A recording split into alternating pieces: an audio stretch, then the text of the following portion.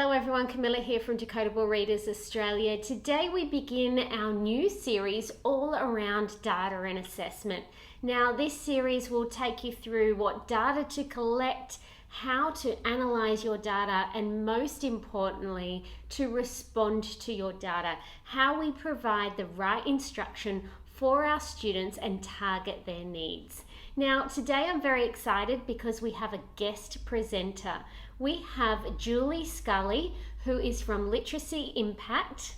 Julie is a wealth of knowledge, and today she's our guest presenter presenting on the topic of RTI, Response to Intervention. She's going to kickstart our series and help us deepen our understanding of assessments as well as evidence-based teaching practices. Hi, I'm Julie Scali from Literacy Impact, and I'm delighted to be talking to you today about response to intervention in reading.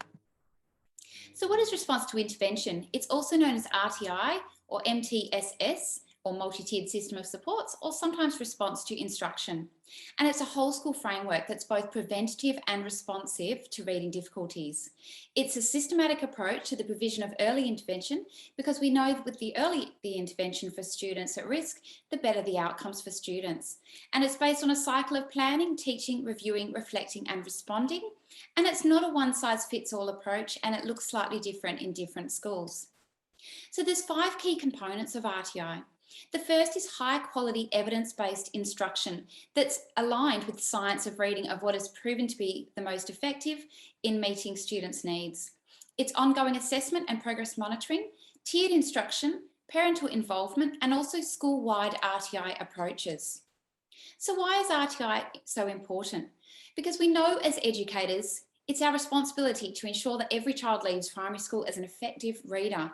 And without RTI practices, educators may overlook many children's reading difficulties or fail to address them properly, or even inadvertently exacerbate them by faulty instruction.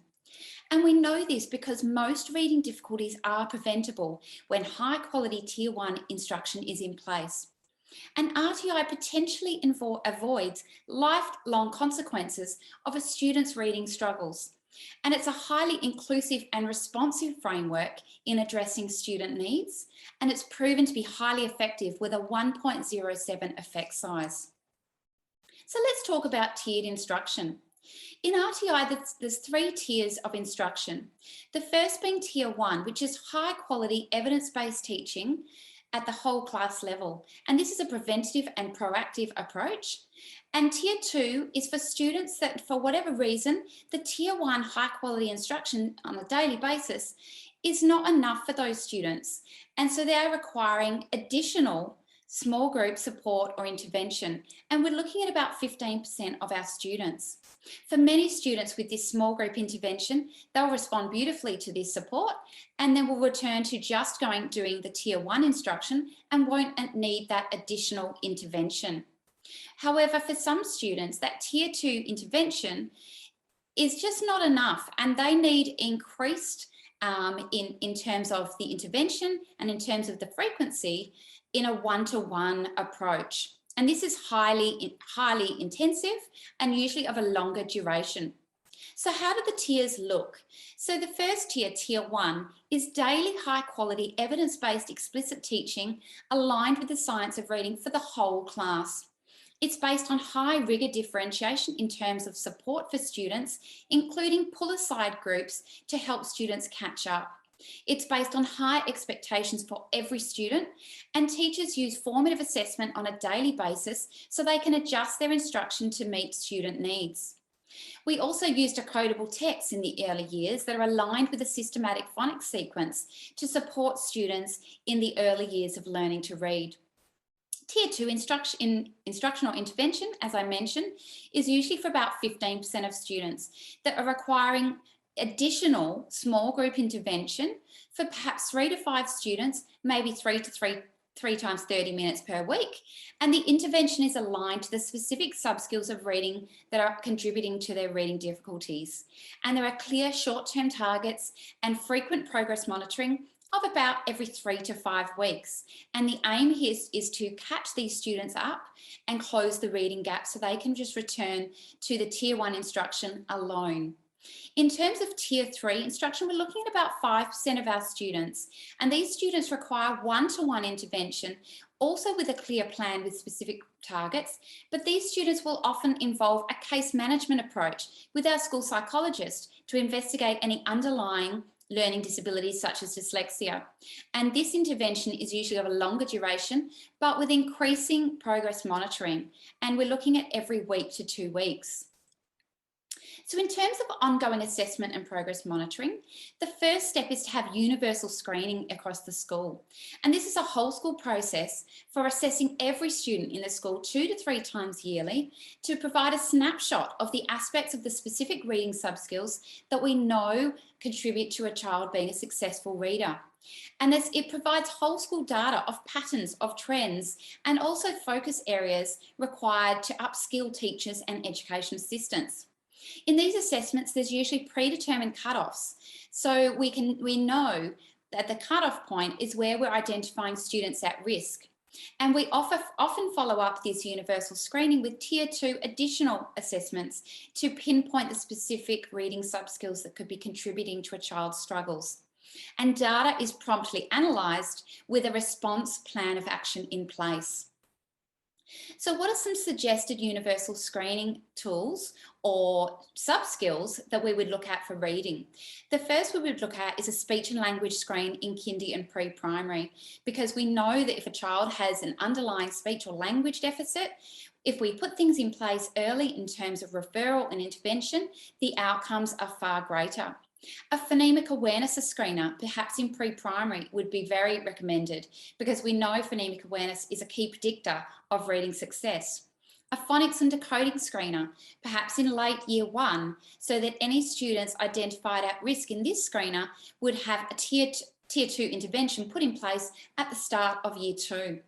An oral reading fluency screener is highly recommended in years 2 to 6 because we know that fluency is also a predictor of reading success.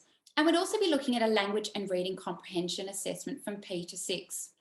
And Decodable Readers Australia have some fantastic universal screeners, such as the Sparkle Kit that you might like to look at for your school.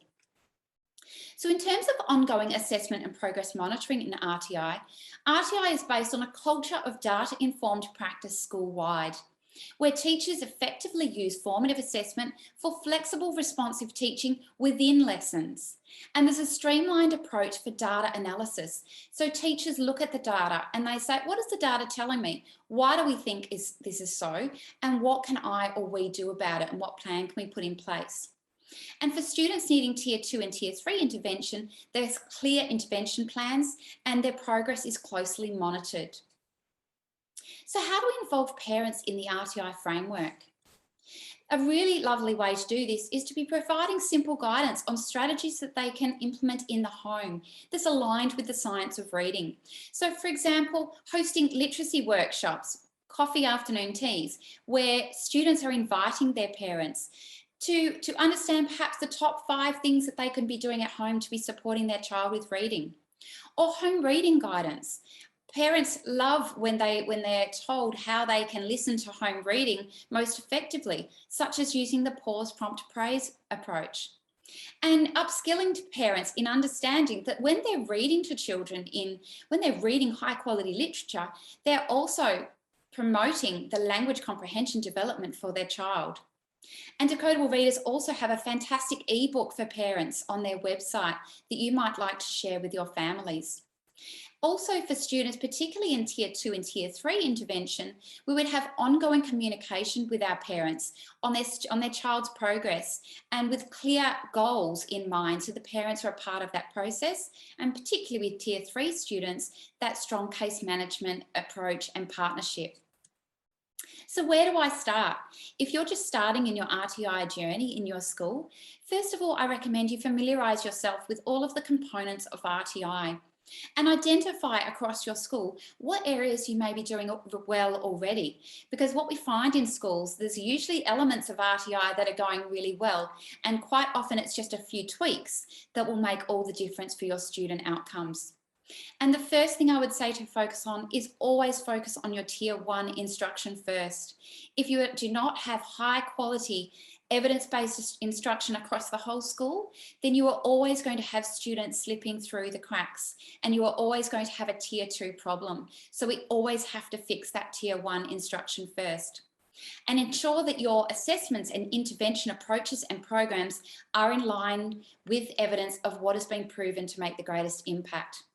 And then upskill staff in the components of reading, the sub-skills of reading that students need to have in order to be efficient readers. And support teachers in data analysis in terms of looking at data and perhaps digging a little bit deeper to find out what might be going on for a student and contributing to their reading struggles. Then develop an RTI implementation plan for the whole school and celebrate small wins along the way. So I just want to finish off with a lovely quote. You can't change the direction of the wind, but you can always adjust your sails to reach your destination. And I think that is so true in a school context. So if you'd like any more information, or if you'd like to have a chat about RTI, please do reach out and enjoy the rest of your day. Julie is a wealth of knowledge and has so much to share. There is actually a masterclass coming up, so jump onto the Literacy Impact website and we'll put the link in this post so that you can download the information brochure and learn more. Join me next week as we continue this assessment journey. We're going to have a look at the types of assessments that you could be collecting in your classroom, how to analyze the data collected, and most importantly, how to respond to that data to ensure that you're differentiating and catering for the needs of your students. So join me next week.